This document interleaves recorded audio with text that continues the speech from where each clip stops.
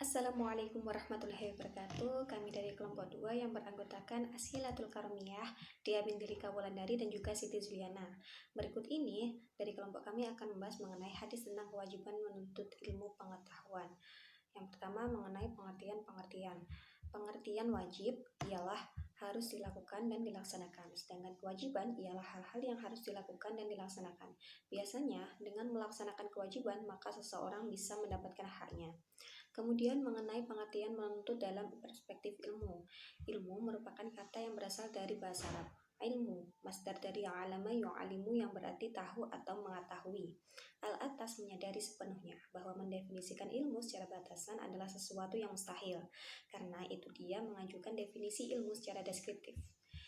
Definisi ilmu secara deskriptif yang dikemukakan oleh Atas berdasarkan premis bahwa ilmu datang dari Allah dan diperoleh oleh jiwa yang kreatif. Al-Atas membagi definisi ilmu secara deskriptif menjadi dua bagian.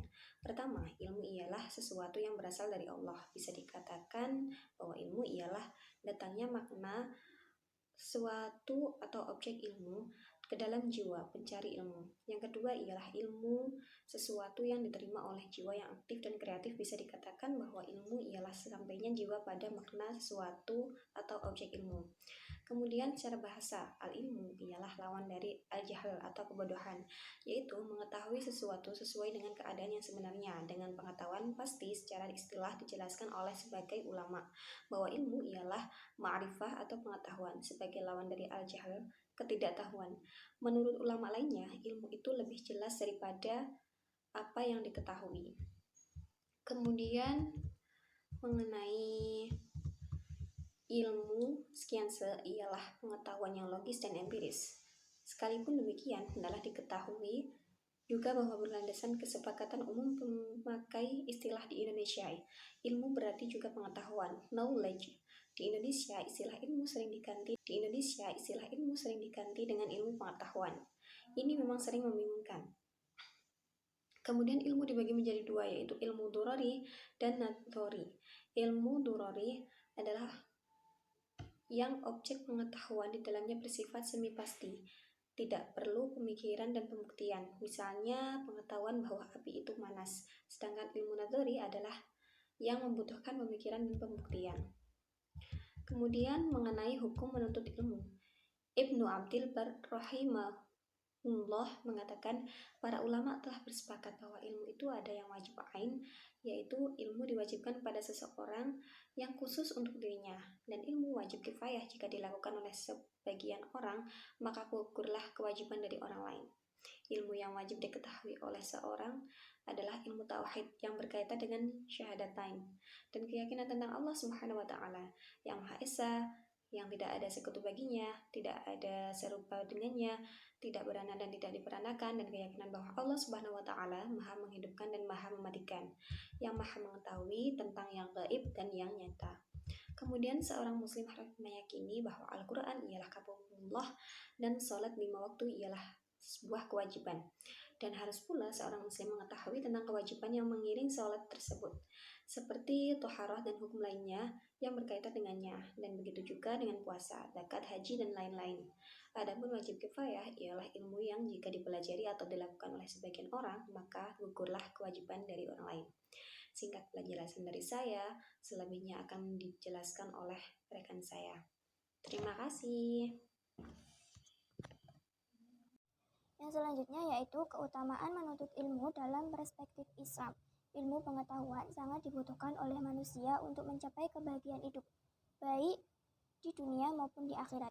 Sehubungan dengan itu, Allah Subhanahu wa taala mengajarkan kepada Adam dan seluruh keturunannya agar ilmu pengetahuan itu manusia dapat melaksanakannya dalam kehidupan ini, baik tugas sebagai khalifah maupun tugas ubudiyah.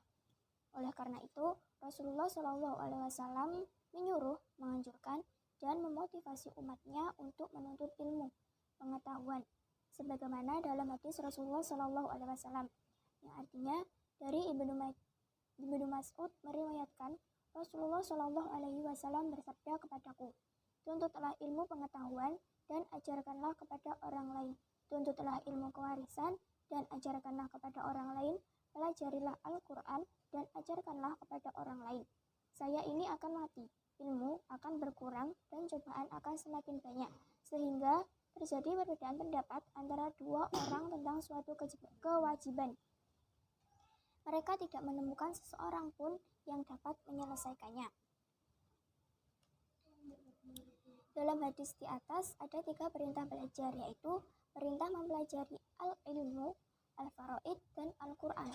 Menurut Ibnu Mas'ud, ilmu yang dimaksudkan di sini adalah ilmu syariat dan segala jenisnya. Al-faraid adalah ketentuan-ketentuan, baik ketentuan Islam secara umum maupun ketentuan tentang harta warisan.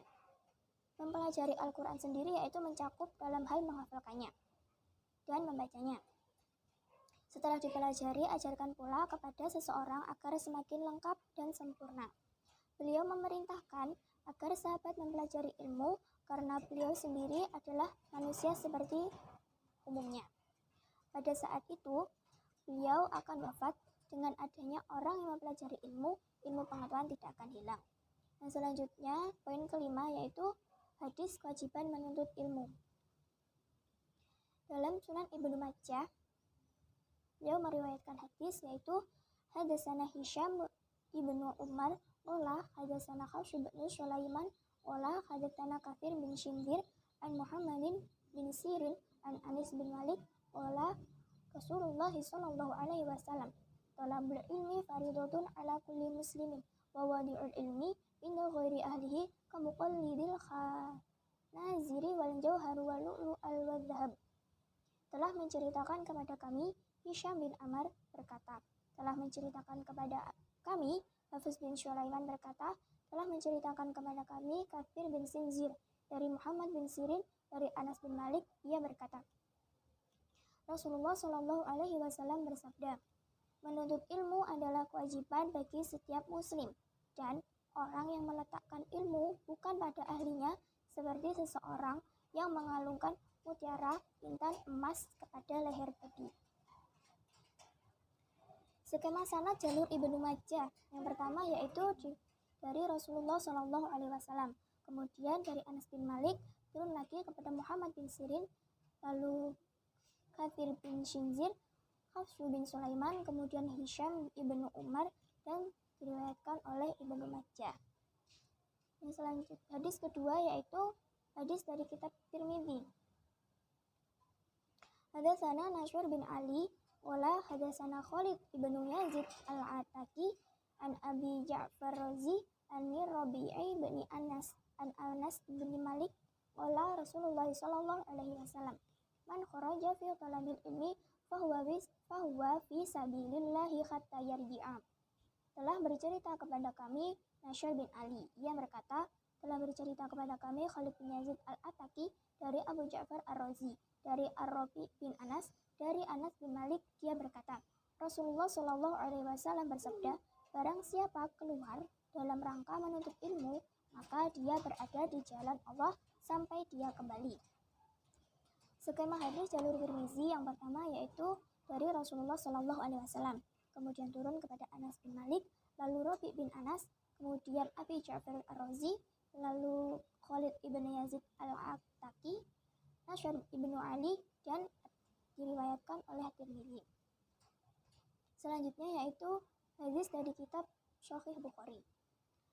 Hadatsana Sa'id ibnu Ufair qala hadatsani Lais qala hadatsani Uqbal an Ibni Syihab an Khamra bin Abdullah Ibni Umar an Ibni Umar qala sami'tu Rasulullah sallallahu alaihi wasallam qala baina anana imun utitu bi qadakhin labanin fasyaribtu hatta ini la ra'a yakhruju fi adfari thumma a'taitu fasli Amr bin Khattab qalu fama awalat tahu ya Rasulullah qala ilmu.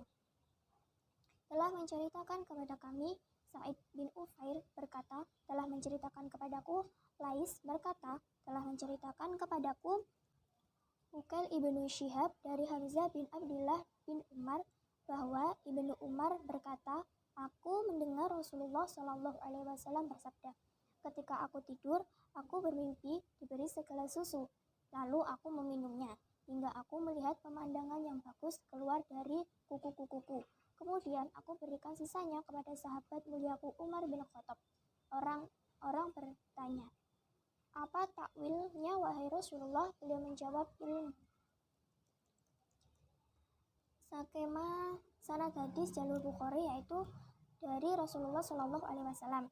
Kemudian Abdullah ibni Umar, lalu turun ke Hamzah bin Abdullah, lalu Muhammad, lalu turun kepada Ukail, lalu turun lagi kepada Lais, kemudian Sa'id bin Ufair, lalu diriwayatkan oleh Bukhari. Assalamualaikum warahmatullahi wabarakatuh. Saya atas nama Aslihatul Qaromiyah NIM 20201102. Di sini saya akan menjelaskan tentang syarah hadis kewajiban menuntut ilmu. Jika dilihat dari segi matan hadis, di dalam kitab Ta'lim Muta'alim terdapat idraj atau tambahan, yaitu kalimat muslimat. Di dalam kitab Ibnu Majah tidak terdapat kalimat tersebut. Jadi, kalimat tersebut merupakan tambahan dari Az-Zarnuji. Karena sepengetahuan penulis, kalimat muslimat itu tidak ada sumbernya sama sekali. Menurut Ibnu Majah, hadis ini dhaif. Suyuti mengatakan hadis ini dhaif dari sanad dan sahih dari matannya. Kata kunci dari hadis yang dijelaskan di atas adalah al-ilm. Dalam bahasa Indonesia, kata ini disebut dengan istilah yang sama, yaitu ilmu. Artinya pengetahuan yang selanjutnya digabung menjadi ilmu pengetahuan.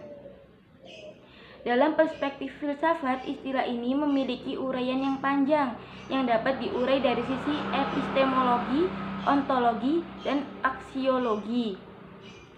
Selanjutnya, ilmu yang dihukumi wajib kifayah, yaitu ilmu yang apabila salah satu di antara kelompok manusia sudah ada yang ahli, maka yang lainnya tidak wajib. Misalnya ilmu fisika, ilmu kedokteran, ilmu astronomi, ilmu pemerintahan, ilmu akuntansi, ilmu pendidikan, dan ilmu-ilmu yang serupa. Kategori yang kedua ini sebagai pilihan ilmu yang tidak harus semua dikuasai oleh umat Islam, dan sebaik-baik pemberian itu adalah akal, dan seburuk-buruknya musibah adalah kebodohan. Ini pernyataan yang populer di kalangan ulama terdahulu yang menganggap bahwa berilmu itu satu seharusnya bagi manusia. Kebodohan merupakan lawan dari yang berilmu. Kiai pendiri NU ini menjelaskan betapa perlu menghindari kebodohan itu. Orang berilmu dikonotasikan sebagai orang yang berakal, dan orang berakal selalu diangkat derajatnya. Kebaikan itu sandingannya dengan orang yang berakal, dan sebaliknya, kejelekan itu disandingkan dengan orang yang bodoh. Ilmu itu dapat menghiasi diri bagi pemiliknya. Pemberian yang paling utama di dunia setelah derajat kenabian yaitu adalah ilmu dan memahaminya. Kiai Hasim memberikan tanda bagi orang yang berilmu seperti yang dikutip dari Ibnu Al-Mubarak bahwa dikatakan orang yang memiliki ilmu atau alim, yaitu bagi orang yang selalu haus akan ilmu, tidak mau untuk berhenti belajar. Namun ketika orang itu sudah berasa berilmu, maka disitulah menjadi bodoh. Artinya, dalam hal ini orang pandai itu tidak merasa pintar dan terus tak berhenti belajar dan merasa belum punya apa-apa, sehingga mengantarkan dirinya untuk terus belajar tanpa henti. Pertama, pengertian ilmu untuk kompetensi dasar yang sudah dijelaskan oleh para ulama di atas. Dan kedua, pengertian ilmu untuk kompetensi khusus, spesialis atau disiplin ilmu. Pengertian yang kedua ini bisa dikontekstualkan dengan perkembangan sains modern, misalnya ilmu-ilmu berbasis empiris atau eksperimental. Kedua ilmu ini sama-sama wajib dipelajari oleh semua muslim. Namun, mesti ada prioritas yang harus didahulukan, yaitu ilmu sebagai kompetensi dasar atau basis awal. Kedua makna ilmu di atas adalah sama-sama wajib untuk diraih bagi masyarakat muslim dimanapun berada, baik ilmu dalam artian awal maupun yang kedua. Kalau dianalogikan dengan perkembangan kurikulum pendidikan era sekarang, bahwa kedua arti itu dapat dimasukkan ke dalam bentuk mata kuliah atau mata pembelajaran wajib dan mata kuliah atau mata pelajaran pilihan. Sekian dari kelompok kami, kurang lebihnya mohon maaf yang sebesar-besarnya. Wassalamualaikum warahmatullahi wabarakatuh.